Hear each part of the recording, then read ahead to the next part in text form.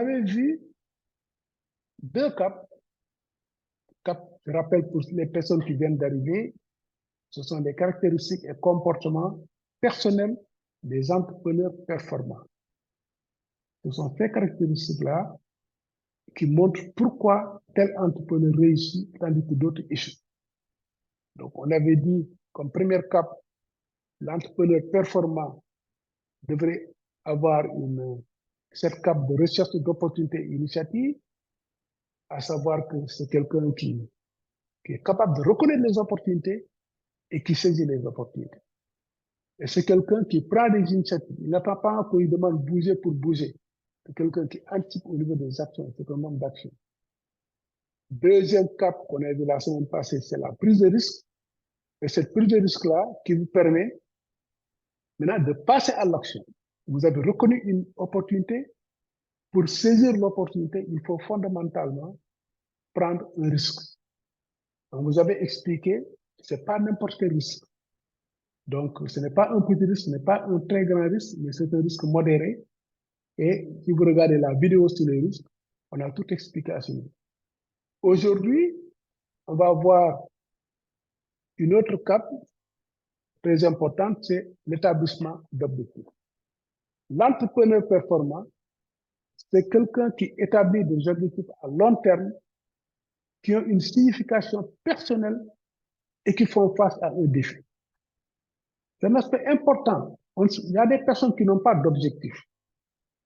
Mais si vous n'avez pas d'objectif, ce n'est même pas la peine de vous lancer dans l'entrepreneuriat.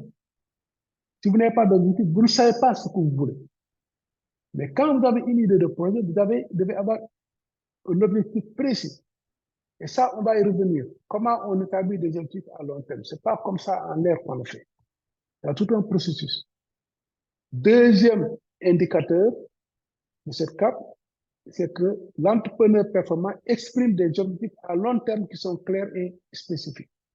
Troisièmement, l'entrepreneur performant établit des objectifs à court terme qui sont mesurables. On a l'habitude de dire qu'il faut que les objectifs soient smart. Et ça, on ne va pas le développer maintenant. Il faut que ça soit simple, mesurable, etc. Ça, on va y revenir. Alors, comment se comportent les meilleurs emplois? Donc, vous devez retenir ces trois définitions-là. Vous devez pratiquer pour voir est-ce que vous établissez des objectifs à long terme. Quels sont vos objectifs d'ici 5 ans ou d'ici 10 ans si vous êtes jeune? Aujourd'hui, le long terme, c'est 5 ans, c'est déjà le long terme. Parce que d'ici 5 ans, le monde peut être bouleversé. Mais quels sont vos objectifs d'ici 5 ans? Par rapport à votre projet, qu'est-ce que vous comptez réaliser d'ici 5 ans? D'accord? Et que ces objectifs sont clairs et spécifiques. Une fois que vous avez fini ces objectifs à long terme, il faudra maintenant les décomposer en objectifs à court terme qui sont mesurables. Par exemple, la première année, je vais faire ça. La deuxième année, je vais faire ça. La troisième année, je vais faire ça.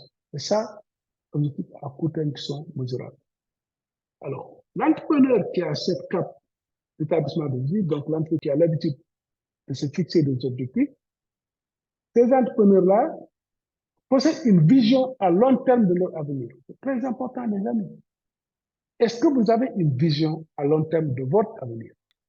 Les personnes qui ont suivi les formations sur l'entrepreneuriat ont vécu cette vision. Nous, on s'arrange à ce que tout le monde puisse avoir une vision.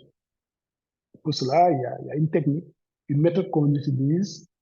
On vous met dans une situation de relaxation, mi-sommeil, mi-conscient. Mais vous vous évadez. On fait en sorte que vous fermez les yeux et puis vous vous évadez. On fait suivre un parcours et c'est très efficace. À la fin du parcours, vous avez nécessairement une vision de vous-même à long terme. C'est cette vision que vous allez écrire dans votre manuel de participant. Et c'est à partir de cette vision maintenant que vous allez déterminer vos objectifs à long terme. Une vision, ce n'est pas un rêve. Une vision est toujours basée sur une réalité. Même si ce n'est pas encore réel, c'est une projection que vous faites de vous-même dans l'avenir. Alors, ces entrepreneurs-là connaissent leurs points forts et leurs points faibles. Il y a des personnes qui ne voient que leurs points forts. Mais il faut aussi tenir compte de vos points faibles. Chacun a des points forts et des points faibles. Ces entrepreneurs essaient toujours d'atteindre leurs objectifs. Je mets l'accent sur toujours parce que c'est presque systématique. On ne peut pas fixer un objectif et puis aller faire autre chose. Non. Une fois qu'on a fixé un objectif, c'est comme si vous avez un enfant. Une fois que vous avez un enfant, un bébé, mais il est là, incontournable.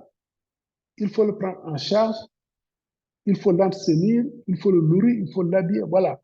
L'objectif, c'est comme ça également. D'ailleurs, c'est pourquoi on préconise que tout le monde puisse écrire ses objectifs. Il faut l'écrire. Quand vous l'écrivez, vous le lisez, l'objectif lui-même va vous interpeller. Et vous allez tout faire chaque jour pour atteindre cet objectif. Les entrepreneurs performants prennent avantage de leurs points forts et prévoient les problèmes qui peuvent découler de leurs points faibles. Donc, quand vous avez des points forts, il faut les utiliser. Quand vous avez des points faibles, il faut savoir que ça peut constituer un handicap dans votre démarche entrepreneuriale et il faut les prévoir et prendre les dispositions idoines. Et il y a une situation, il y en a beaucoup, hein, mais j'ai retenu cette situation. Le monde se met de côté pour laisser passer celui qui sait où il va. Les amis, c'est très important cette situation. Il faut bien comprendre ce que ça signifie. Le monde se met de côté pour vous laisser passer vous parce que vous savez où vous allez. Quand vous savez où vous allez, même s'il y a des obstacles en cours de route, le monde va s'écarter. Je peux vous donner un exemple. Quand je faisais mes études en Europe et je suis venu au Sénégal pendant les vacances pour m'occuper d'un certain nombre de formalités administratives et je devais aller au ministère. À l'époque, le ministère était dans un building administratif qui regroupait presque tous les ministères, 90% des ministères se trouvaient là-bas. Et comme c'est en un seul endroit, quand on venait le matin, devant la porte, il y a plein de monde. Il y a des dizaines, parfois même des centaines de personnes devant le portail du ministère. Et à la porte, il y a un gendarme qui est là, qui filtre les entrées. Alors, moi, comme je venais de Paris, bon, j'ai mis mon costume, cravate et tout. Et puis, j'ai pris mon cartable avec mes chaussures. J'étais vraiment bien nippé, comme on dit. Et quand je suis arrivé, j'étais derrière tout le monde. Et je me suis dit que si je dois me faufiler ici, je pourrais passer la journée. J'ai dit, pardon, s'il vous plaît, excusez-moi. Tout le monde s'est retourné à haute voix et j'ai foncé vers la foule et la foule s'est écartée. Tout le monde s'est écarté naturellement parce que vous savez, il y a un phénomène d'imitation. Quand quelqu'un s'écarte, celui qui est derrière s'écarte, finalement, c'est toute la foule qui s'écarte. Et quand je suis arrivé au niveau du gendarme, j'ai juste haussé la tête, je suis passé à côté de lui. Lui-même, il n'a pas réagi. Alors, j'ai foncé vers l'ascenseur, je ne me suis pas retourné. Parce que si je me retournais, il allait m'appeler pour me dire, mais votre pièce, etc. Mais sur le fond de l'action, comme tout le monde s'est écarté, lui aussi, il s'est mis de côté et je suis allé vers l'ascenseur, je suis entré, j'ai appuyé sur le bouton. Voilà, c'est comme ça que je suis passé. Alors, cette histoire-là, c'est extraordinaire. Moi-même, j'étais surpris, mais c'est comme ça. Je l'ai expliqué dans un séminaire dans un pays africain que je ne nommerai pas, que je ne citerai pas. Et quand j'ai fait le cours, le lendemain, les participants sont venus, un groupe de participants, venus partager son expérience. Mais nous, on a mis en pratique l'enseignement de M. Ndiaye. Donc, hier soir, on est allé à l'aéroport, on voulait aller au niveau du free shop. Vous savez, le free shop, là, c'est pas pour les gens qui viennent de l'extérieur, hein. C'est pour les étrangers, c'est pour ceux qui voyagent, quoi. Ils ont utilisé la même technique. Ils ont passé devant la police, devant la douane, ils ont acheté leurs produits, ils sont repartis. Bon, évidemment, ils l'ont utilisé dans le mauvais sens parce qu'ils n'ont pas le droit de faire ça. Mais c'est pour dire simplement qu'ils étaient tellement contents, excités, parce qu'ils ont senti qu'ils avaient le pouvoir. Ils ont senti que vraiment, quand on prend une certaine attitude, quand on est bien habillé, quand on affiche une certaine attitude, parce qu'on sait où on va exactement, on sait que c'est là où nous allons, voici notre objectif, le monde se met de côté pour vous laisser passer. Donc, les amis, c'est très important, en d'autres termes, pour avoir un objectif. Et cet objectif-là, c'est votre objectif. Et vous allez tout faire tous les jours pour atteindre vos objectifs. Et en fin de compte, vous allez finir par atteindre l'objectif.